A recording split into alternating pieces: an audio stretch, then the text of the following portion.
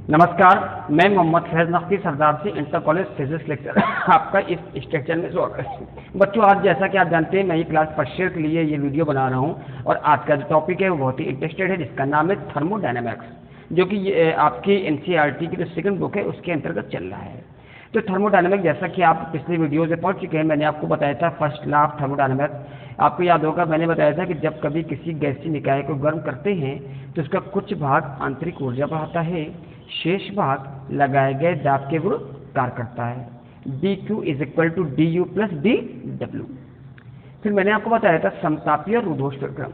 समतापी प्रक्रम ये होता है कि वो प्रक्रम जो बहुत ही स्लो मोशन में होता है, जिसमें ऊष्मा का आदान प्रदान सरलतापूर्वक हो जाता है, और रुद्धोष्म प्रक्रम में वो प्रक्रम जो बहुत तेजी से होता है, जिसमें ऊष्मा का आदान प्रदान सरलतापूर्वक नहीं हो पाता है। जैसे मैंने बताया था समतापी प्रक्रम में है कि बर्फ का पिघलना, मोम का पिघलना, ठीक, बर्फ का जमना, ये सब समतापी है। रुद्धोष्म का क्या है आपका कि अचानक टायर की हवा निकलना या बैलून का फटना, ये सब रुद्धोष्म।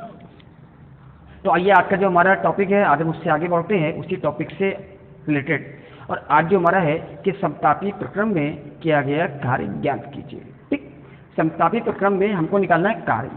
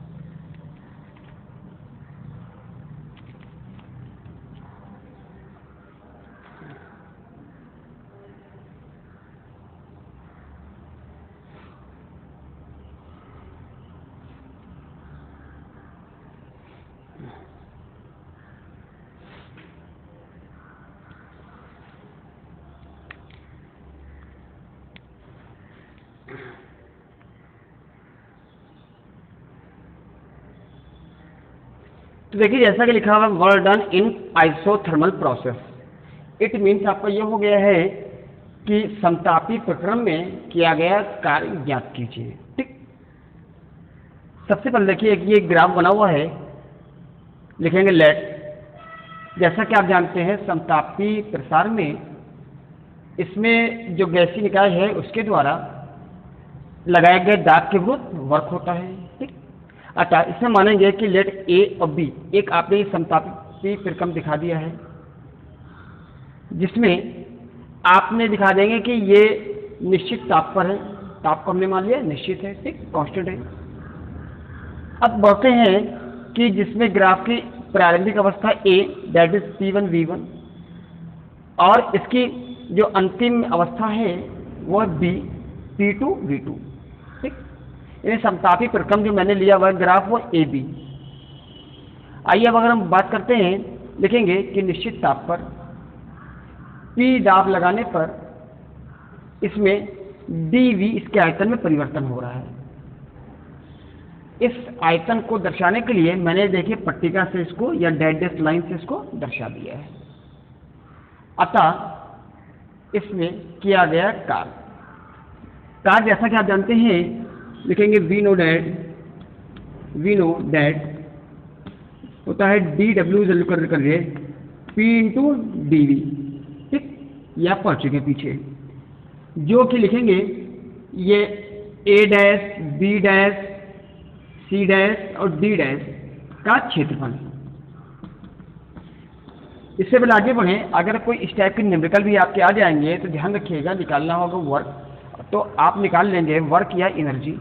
आप करेंगे कि निकाल लेंगे, इसमें पूरा निकाल लेंगे इसका ये एरिया। ठीक, एरिया है वही आपका बन जाएगा work.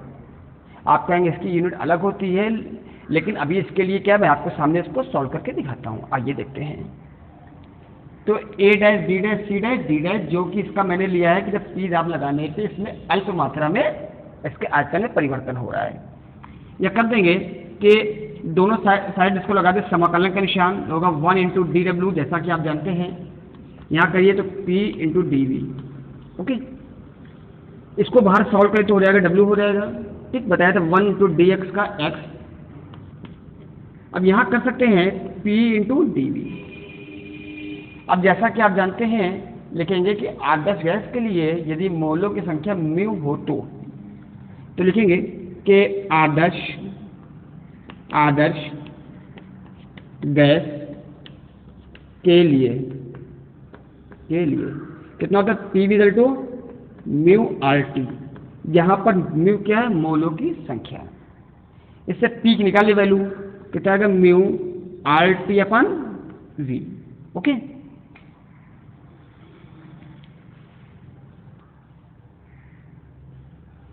Mu R T upon V. अब इस वैल्यू को हम क्या करें, पुट कर इक्वेशन फर्स्ट में लिखेंगे, put value P in equation first. रखिए इक्वेशन फर्स्ट में, तो रहेगा W is equal to mu R T upon V, ये ना, इंटू डी वी कर दिया अलग। या देखिए इसमें से म्यू आर टी निकालने बाहर, ठीक, म्यू आर टी निकाला बाहर, बचेगा ये बचेगा 1 upon V into D we. Okay, आइए अब हम अगर आगे बढ़ते हैं तो लिखेंगे, इसकी ले लें लिमिट। देखिए ऐसा होता है, लिमिट दैट मीन्स आपकी होती है सीमा कहाँ से कहाँ तक। ठीक, ये नहीं हुआ कि कह दिया कि मैंने पूरा यहाँ से महमूदाबाद से लेकर लखनऊ तक, में एक लिमिट होगी कि महमूदाबाद से निकले हैं अपने स्कूल से लेकर सामने क्रॉसिंग तक। ओके, दैट मीन्स कुछ हमको एरिया निश्चित करना है। तो आइए हम बात करते हैं, अगर हम P दाब लगा रहे हैं तो हम ले लें V1 से V2, चूंकि आयतन परिवर्तन है, V1 से V2, दैट मीन्स V1 से V2 हम लिमिट लेंगे, वो हम लेंगे इससे रिलेटेड। अब जब V1 V2 है, देखिए ये हो रहा है A B C D, ये पूरे का क्षेत्रफल से बन जाएगा। लिख देंगे बराबर A B C D का क्षेत्रफल। ठीक, इस पूरे के क्षेत्रफल से हो रही है, ये रहेगा म्यू आर टी। अब देखिए पहले ये बात आपको समझ में आ गई है। अब मैं आगे बढ़ता हूं, आपको निकालना है वर्क डन। ओके, तो वर्क डन निकालने के लिए आपके पास इतना सा आ चुका है। अब हम बढ़ते हैं आगे, देखिए लिखेंगे W is equal to mu R T, यहाँ पे कितना था V1 V2, यहाँ पे V2, यहाँ पे V1, 1 upon V D we. Okay, अब बच्चे देखिएगा इसको सॉल्व करेंगे तो इसको सॉल्व हम इसको कैसे करते हैं। देखिए ले लेंगे कि म्यू आर टी, बच्चे ध्यान रखिएगा अगर इसका हम समाकलन करेंगे, ये आप लोग मैथमेटिक्स से पढ़ेंगे, और जो बच्चे मैथ्स पढ़ रहे हैं वो जानते होंगे, जो बच्चे बायो पढ़ रहे हैं वो उसको नहीं जानते। अगर लिखा है 1 अपान वी डी वी, तो इसका ये हो जाता है लॉग, इसका हो जाएगा log base E V. Okay, और लिमिट कितनी V2 तो V1, इसका हो जाएगा लॉग बेस ई और V। ठीक, आइए अब अगर उसके बात करें, इसको रखेंगे लिमिट, एक बार इसकी जगह रखेंगे ये और एक बार इसकी जगह रखेंगे दिस माइनस में, तो mu R T log base e, यहाँ V2 कर देंगे minus log base e V1। Okay, इस V की जगह एक बार रखते हैं दिस और एक बार दिस। अब बच्चे बोलते हैं म्यू आर टी लॉग ई, यहाँ कितना होगा V2 अपान V1, ये आप पहुंच चुके हैं क्लास 9 के 10 में। ठीक, log m minus log n होता है लॉग m अपान n। अब बच्चों ध्यान रखिएगा एक फॉर्मूला तो ये आ गया, लेकिन अभी जो बच्चे मैथ्स लिए हैं वो जानते होंगे कि अगर हम इसको बेस के e को हम बेस बनाए 10, तो ध्यान रखिएगा कि ये हो जाएगा W इक्वल टू, यहाँ हो जाएगा 2.303। ओके, ये हो जाएगा म्यू आर टी लॉग ई V2 अपान, सॉरी यहाँ पर हो जाएगा बेस लॉग V1।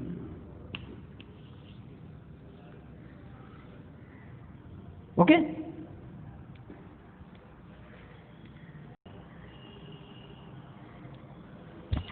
बच्चों देखिए जैसा कि आप देख रहे हैं ये आपका आ गया है, लेकिन अगर इसको आप आगे बढ़ाना चाहें तो कर सकते हैं। आर वी हैव कितना होता है, P V is equal to कितना होता है आपका, या कहते हैं P1 V1 बराबर P2 V2। भाई समतापी के लिए बताया था P V is equal to constant, ये ना P V is equal to constant, that is हो जाएगा P1 V1 बराबर P2 V2। तो इसको हम यहाँ पे कर सकते हैं। देखिए ये कितना, आप इस V2 अपान V1 की निकालिए वैल्यू, तो हो जाएगा P1 upon P2 is equal to होगा V2 अपान V1। कर सकते हैं ना, PV is equal to constant से। इस वैल्यू को चाहे इसे पुट कर दें अगेन, तो हो जाएगा W is equal to 2.303 mu R, देखिए ये छूटा हुआ है, म्यू आर टी भी है चल रहा है, लॉग बेस 10 कितना हो जाएगा इसकी जगह, V2 अपान V1 जगह कितना हो जाएगा ये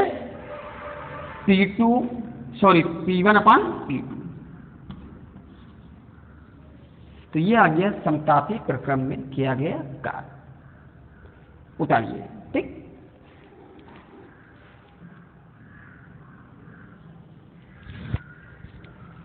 देखिए अब हम बात करते हैं कि work done in adiabatic process, ठीक, यानी रुद्धोष प्रक्रम में किया गया कार्य।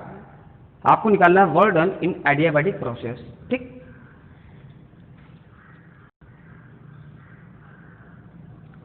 देखिए बात कर रहे हैं कि work done in adiabatic process यानी रुद्धोष प्रक्रम में किया गया कार्य। सबसे पहले देखिए कि एक ग्राफ बनाया, लिखेंगे लेट ए बी, एक आपका यह रुद्धोष प्रक्रम को शो करता हुआ ग्राफ है।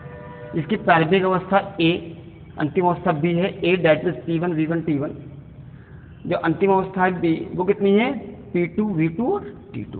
ओके, आइए अब अगर हम बात करते हैं कि फिर जैसा कि अभी मैंने पिछला जो डेरिवेशन किया था कि इसमें P दाब लगाने पर इसके आयतन में वो थोड़ा सा फर्क हो रहा है जो कि dV है, जो कि मैंने एक पट्टिका के द्वारा इसको घेर दिया है। तो लिखेंगे कि इसमें दाब लगाने में किया गया कार्य, ठीक। कार्य होता है जैसा कि आप जानते हैं, लिखेंगे वी नो डैट कितना होता है dW कर देंगे P इंटू dV, या फिर वही करें दोनों साइड का ले लें, समाकलन ले लें, तो वन यहाँ कर देंगे 1 into DW is equal to हो जाएगा P इंटू dV। ओके, बाहर निकालेंगे फिर W हो जाएगा जैसा आप जानते हैं work done P into dV। अब चूंकि ये आपका रुद्धोष प्रक्रम है तो लिखेंगे वी आल्सो नो दैट कितना होता है PV power gamma is equal to constant, ये ना, या कर देंगे PV पावर गामा मान लिया की कॉन्स्टेंट है। P की निकाली वैल्यू कितना आएगा, P इक्वल टू रहेगा K अपान V। इस वैल्यू को पुट करें इक्वेशन फर्स्ट में, लिखेंगे put value P in equation first. Okay,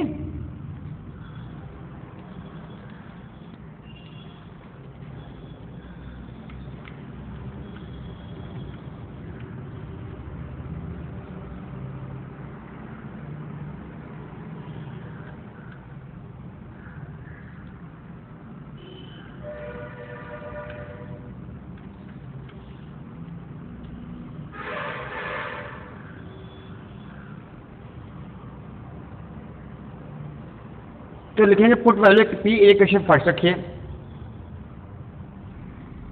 इसकी वैल्यू कितनी है कि कर देंगे W इज इक्वल टू यहाँ कर दिया K अपान V dV। अब लिमिट कितनी ले लेंगे जैसा कि मैंने बताया था V1 से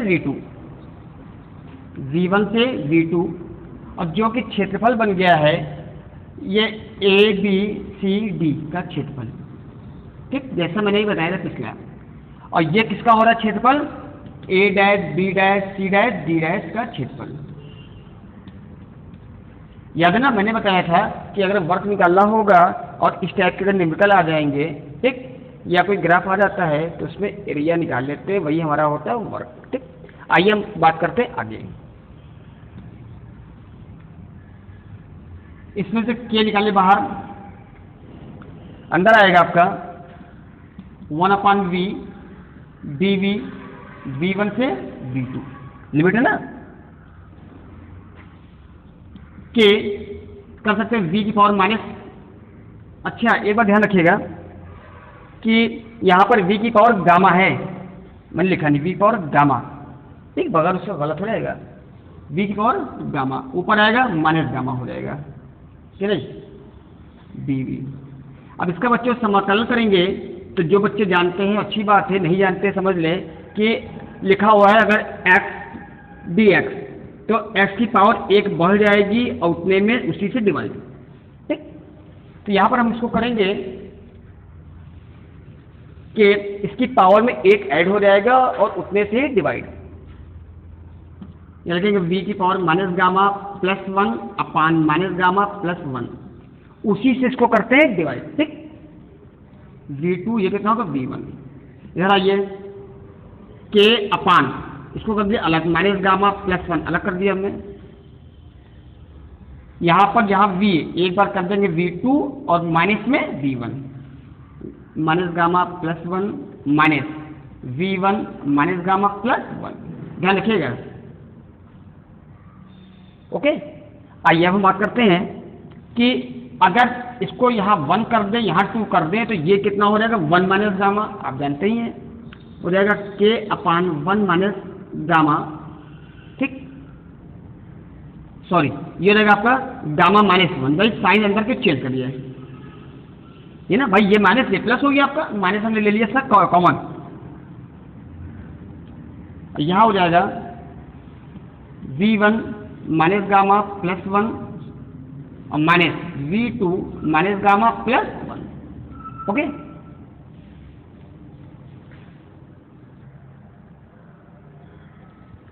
तो बच्चों आइए देखते हैं, जैसा कि ये हमारे पास पार्ट आ चुका था, अब हम बढ़ते हैं इसके आगे। यहाँ लिखेंगे 1 अपान गामा माइनस 1 कर दें, के से कर दें अंदर मल्टीप्लाई, के से अंदर मल्टीप्लाई करते हैं तो होगा के v1 minus gamma plus 1 minus के v2 minus gamma plus 1, okay. अब जैसा कि आप जानते हैं अभी k की वैल्यू मैंने पीछे लिखी थी कि पी वी पावर गामा, चूंकि रुद्धोष स्पेक्ट्रम है, तो यहाँ लिखेंगे 1 अपान गामा माइनस 1 और जहाँ के वहाँ कितना लिख देंगे पी वी पावर गामा, याद है ना, यहाँ 1 है तो यहाँ पे कर दीजिए 1, कितना था पी वी पावर गामा, और यहाँ पे इसको जो है कर दें into v1 minus gamma plus 1 चल रहा है।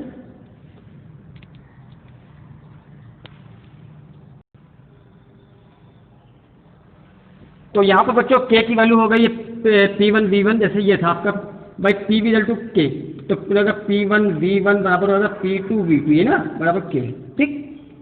तो यहाँ पर ये कर सकते हैं k की वैल्यू p1 v1 और यहाँ पर माइनस k ऐसे कर दें p2 v2 power gamma into v2 minus gamma plus 1, okay. आइए अब हम इसको सॉल्व करते हैं। देखिए अगर इसको सॉल्व करें तो रहेगा 1 अपान gamma minus 1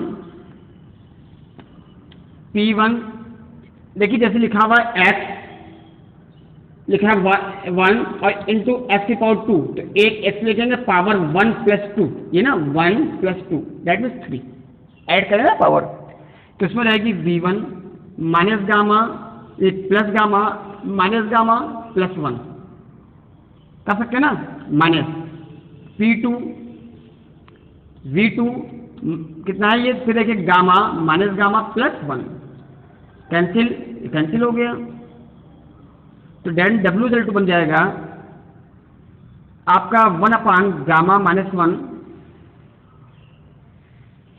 p1 v1 minus p2 v2, एक तो ये बन गया आपका, ओके। याद कर सकते हैं कि लिखेंगे, जैसा कि आप जानते हैं आदर्श गैस के लिए होता है PV is equal to mu R T. अगर म्यू वहाँ पर मोल है, ठीक, मोलों की संख्या म्यू है तो लिखेंगे we also know that other gas, कितना होता है PV इक्वल टू होता है म्यू आर टी, जहाँ पर म्यू क्या है आपकी मोलों की संख्या। इसको यहाँ पे पुट कर सकते हैं, कितना होगा 1/γ-1, जहाँ PV है तो डायरेक्ट कर सकते हैं म्यू आर T1, ये ना भाई म्यू और आर आपका सेम है, माइनस म्यू आर T2 इसकी जगह PV रहेगा, ठीक, या म्यू आर ये को बाहर तो γ-1, यहाँ पर T1 - T2। ओके,